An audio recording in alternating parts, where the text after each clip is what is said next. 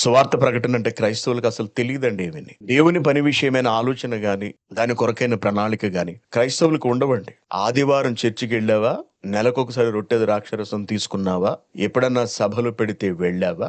Christmas అప్పుడు చర్చికి గోడకు రంగులు సున్నాలు కొట్టావా? ఇంటికి వెళ్ళి పడుకున్నావా? దట్స్ ఇట్, అంతే. సువార్త ప్రకటన అనేది తమ బాధ్యత కాదు అని క్రైస్తవులు భావిస్తూ ఉంటారు. అది క్రైస్తవులు అందరి బాధ్యత కానప్పుడు యేసుక్రీస్తు గారు అపోస్తులకు ఎందుకు చెబుతాడు? మీరు సమస్త జనులను నాకు శిష్యులుగా చేయండి అని ఎందుకంటారు? సువార్త ప్రకటింపవలసిన భారము నాపై ఉన్నది అని పౌలు ఎందుకంటాడు? ఆ సువార్త ప్రకటన కొరకు అనేక మంది భక్తులు తమ ప్రాణాలను ఎందుకు పోగొట్టుకుంటారు? ఎందుకంటే సువార్త ప్రకటించడం క్రైస్తవుని బాధ్యత కాబట్టి, అది క్రీస్తు నుండి వచ్చిన కఠినమైన ఆజ్ఞ కాబట్టి ప్రతి క్రైస్తవుడు దాన్ని పాటించి తీరవలసిందే. ఏదో ఒక విధంగా ఒక్క వాక్యం అన్నా ఎదటి వారికి చేర్చడానికి నువ్వు ప్రయత్నించాలి. ఏదో ఒక విధంగా ఎదటివాడు విన్నాడు వినలేదు మనకు అనవసరం. అదే చెప్పడం వరకే మన బాధ్యత. వాడు వినలేదా? వాడు పోతాడు. వాడు విన్నాడా? వాడు మార్చుకుంటాడు. నువ్వు చెప్పావా లేదా? అది మాత్రమే దేవుడు చూస్తుంటాడు. నువ్వు ఎలా చెప్పావని చూడు దేవుడు. నువ్వు ఏ పద్ధతిలో చెప్పావన్నది చూడు దేవుడు.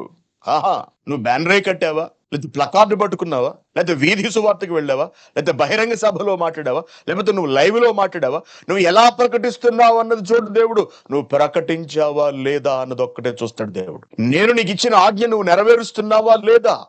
అదే పట్టుకుంటాడు యేసుక్రీస్తు గారు క్రైస్తవుల దగ్గర.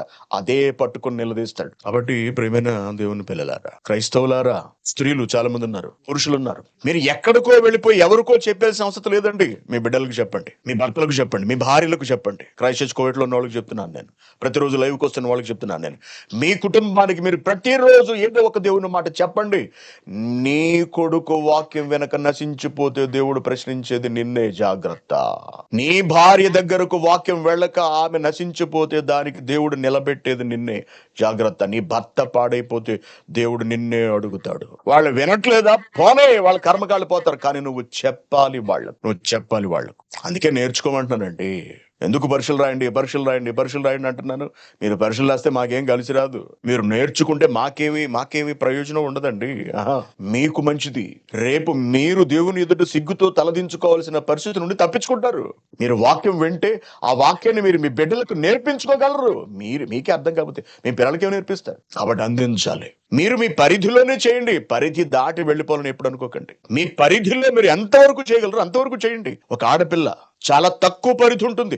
నీ పరిధిలోనే నువ్వు చెయ్యి. ఒక మగపిల్లాడు చదువుకుంటున్న టైంలో పరిధి చాలా తక్కువ ఉంటుంది. నీ పరిధిలోనే నువ్వు వాక్యాన్ని చెప్పే ఎవరికన్నా నువ్వు చేయగలిగింది నువ్వు చెయ్యి.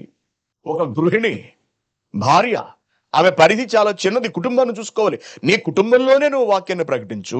ఒక దైవ సేవకునికి భార్యగా నీ బాధ్యత నువ్వు నిర్వర్తించు. అదే నువ్వు చేసే సువార్త ప్రకటన. అదే నువ్వు చేసే దేవుని సేవ. ఏమీ చేయరు. క్రిస్మస్కి మాత్రం రెడీ అయిపోతారండి. క్రిస్మస్ రోజు చర్చలు చూడండి. కిటకిటలు. అసలు నువ్వేం ఉద్ధరించేద్దామని వెళ్ళిపోయావు?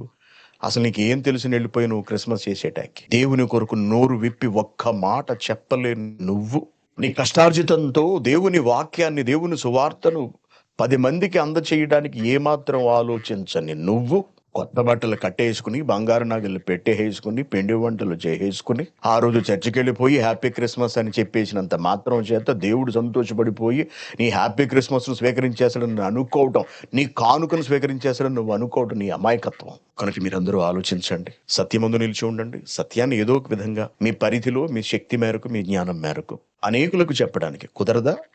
జస్ట్ ఒకరికి చెప్పడానికి కుదరదా? మీ ఇంట్లో వాళ్ళకన్నా చెప్పుకోండి.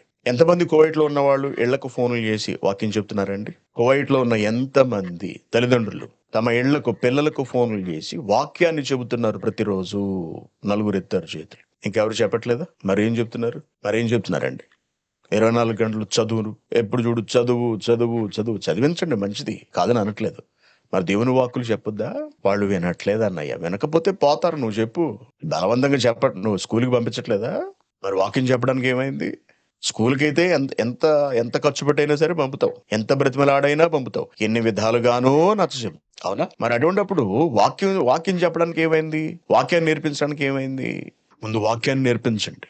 లేదా చదువుతో పాటు వాక్యాన్ని నేర్పించండి. ఒక ప్రక్కన చదువు నేర్పించండి, మరొక పక్క వాక్యాన్ని నేర్పించండి. ఏమ్మా మీ పిల్లలు ఏమైనా బైబిల్ చదువుతారంటే వాళ్ళకి అస్సలు ఖాళీ ఉండలేదు అన్నయ్య గారు అంటారని కొంతమంది. ఏమ్మా ఏంటంటే చదువులు అన్నయ్య గారు, పగలంతా స్కూల్ అండి, ఇంటికి వస్తారు, మళ్ళీ ఒక అరగంటలో టిఫిన్ ఏమైనా చేసి ట్యూషన్కి వెళ్ళిపోతారు. అస్సలు ఖాళీ ఉండట్లేదు.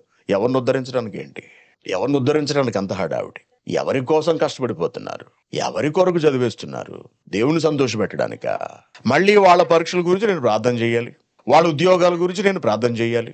లైవ్కి వస్తారా అంటే రారు. మీ పిల్లల్ని లైవ్ తీసుకొస్తారంటే తీసుకురారు. చాలా మంది కోయిట్లో ఉన్న వాళ్ళు నేను అడిగినప్పుడు మీ పిల్లలు లైవ్కి వస్తున్నారా అంటే బాగా లేట్ అయిపోతుంది అన్నయ్య గారు, మంది బాగా లేట్ అయిపోతుంది కదండి, అందుకు వాళ్ళు పడుకుండిపోతున్నారు, ఉదయాన్నే స్కూల్కి వెళ్ళాలని ఇలా అంటున్నారు కదని అరగంట ముందుకు పెట్టాం. అరగంట ముందుకు జరిపిన తర్వాత లైవ్కి వచ్చే వారి సంఖ్య యావరేజ్ని 10 మంది తగ్గారండి. యావరేజ్న 10 అంటున్నాను నేను. అంటే ఒక రోజు ఎక్కువ వస్తారు, ఒక రోజు తక్కువ వస్తున్నారు. మరి నువ్వు ముందుకు పెడితే మొత్తం మా కుటుంబం మొత్తం అందరూ వందలు వేల లక్షల మంది దిగిపోతారు అన్నట్టు చెప్పారు. ఏది లేదు. మీ పిల్లలకు మీరు చెప్పుకోలేరు, లోకానికి మాత్రం చెప్పేస్తామని బయలుదేరిపోతామంటారు. మీ బిడ్డలకు చెప్పుకోరా, మీ కుటుంబాలకు చెప్పుకోరా? నేను మళ్ళీ చెబుతున్నాను, మీ పిల్లలకు వాళ్ళు స్కూల్లో ఉన్నారా, స్కూల్ విద్య 5వ తరగతి కన్నా క్రింద ఉన్నారా, వాళ్ళ జ్ఞానానికి తగినంత బైబిల్ వాళ్ళ సబ్జెక్టులతో పాటు ఒకటిగా చేర్చి తల్లిదండ్రులైన మీరే నేర్పించాలి. వాళ్ళు 6 నుంచి 10 లోపు ఉన్నారా, వాళ్ళు జ్ఞానానికి తగినంతటి సబ్జెక్ట్స్, సిలబస్, బైబిల్లోని పుస్తకాలు మీరే ఒక సబ్జెక్టుగా చేర్చి మీ బిడ్డలకు ప్రతిరోజు నేర్పించాలి. వాళ్ళు ఇంటర్ నుండి డిగ్రీ స్థాయిలో ఉన్నారా, వాళ్ళు చదువుతున్న చదువుకు ప్యారలల్ గా దేవుని మహాజ్ఞానాన్ని వాళ్ళకి అందిస్తూ మీరు వెళ్ళకపోతే తర్వాత ఇంక నా నోటితో నేను చెప్తే బాగోదు. మీరు దేవుని ముందు తల దించుకుని నిలబడాల్సి ఉంటుంది. జాగ్రత్త. దేవునికి జవాబు చెప్పుకోలేరు. జాగ్రత్త. పూర్తిగా లోక చదువులకి మీ పిల్లల్ని మీరు అప్పగించేస్తే, మీరు అమ్మేసుకుంటే మీ పిల్లల్ని లోక విద్యలకు అమ్మేసుకుని వాళ్ళకి ఖాళీ లేదు, వాళ్ళకి టైం సరిపోవట్లేదు, వాళ్ళు అలిసిపోతున్నారు, వాళ్ళు నిద్రకుండా లేకపోతున్నారు అన్నయ్య, వాళ్ళకి అవే ఎక్కువైపోయినాయి అన్నయ్య, ఇంక వీళ్ళు బైబిల్ ఏం ఇటువంటి మాటలన్నీ మీరు నాకు చెప్పగలరేమో, రేపు దేవుడి ముందు మీరు చెప్పుకోలేరు. జాగ్రత్త.